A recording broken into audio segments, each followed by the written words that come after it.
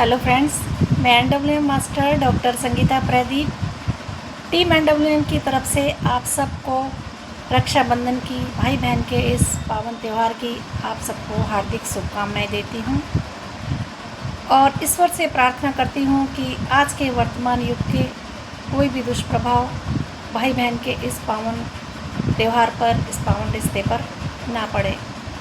क्योंकि आप सब जानते ही हैं कि आजकल अधिकतर लोग रिश्तों को प्रेम वश नहीं बल्कि लालच के वश निभाते हैं, लालच के वश बनाते हैं, या इनको बोझ समझकर निभाते हैं, बोझ समझकर चलाते हैं, या फिर इसलिए मनाते हैं। जैसे इस त्यौहार का ही ले लें कि भाई हाँ, बहन के घर जाना ही पड़ेगा या भाई के घर जाना ही पड़ेगा, भाई को राखी बांधनी ही पड़ेगी चाहे वो कैसा भी है, बहन को गिफ्ट देना ही पड़ेगा, भाई ये सोचते हैं।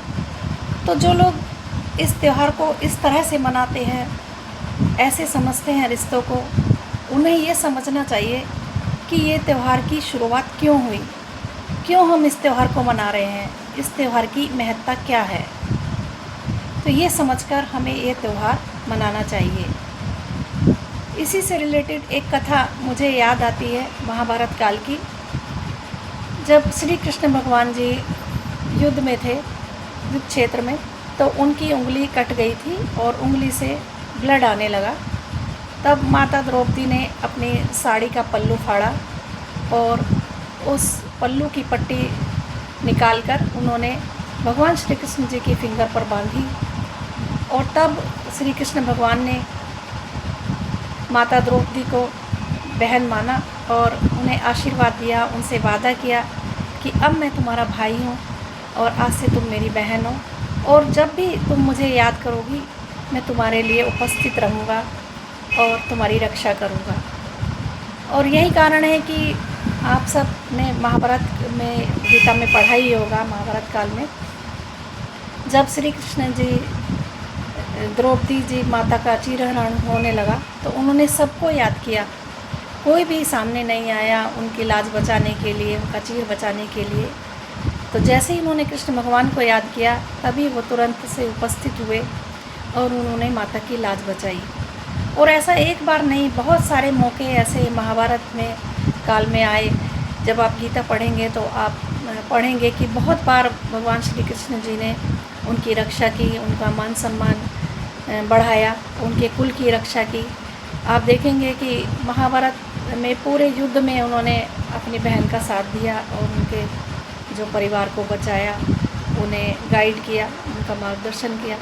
तो ऐसे ही वो आजीवन अपनी बहन की रक्षा करते आए, अपने बहन के मान सम्मान को बचाते आए। तो यहाँ से हमें ये सीखने समझने को मिलता है कि ये रिश्ता सिर्फ भाई बहन के खून के रिश्ते का ही नहीं है, कि उसी माँ का भाई होना ज़रूरी नहीं है कि जिस कोख से हमने जन्म लिया है हमारी एक ही माँ हो वहीं ये रिश्ता हो, बल्कि ये रिश्ता तो प्रेम का रिश्ता है, ये त्यौहार तो प्रेम का त्यौहार है। तो ऐसा नहीं है कि अगर आपका जिस माँ से आपने जन्म लिया है वो ही माँ का पुत्र, आपका सगा भाई, उसी को आप राखी बांधें, चाहे वो आपका मान सम्मान बढ़ाए, चाहे वो आपकी रक्षा करे या ना करे, वो आपको बोझ समझे, लेकिन आपको जाना ही पड़ेगा, उसको राखी ही बांधनी पड़ेगी। बल्कि जहाँ रिश्तों में प्रेम हो, जहाँ आप रिश्ता बनाएं, वहाँ रिश्ते को आजीवन निभाएं, भाई भी और बहन भी। तो वहाँ ये रिश्ता बनना चाहिए, वहाँ जहाँ प्रेम हो, और भाई बहन को एक दूसरे के सुख दुख में आजीवन खड़े होना चाहिए। जैसे भगवान कृष्ण जी और माता द्रौपदी का ये रिश्ता चला, ऐसे ही हम सब का रिश्ता ये चले, आप सब का ये रिश्ता चले, चाहे जहाँ भी बनाए।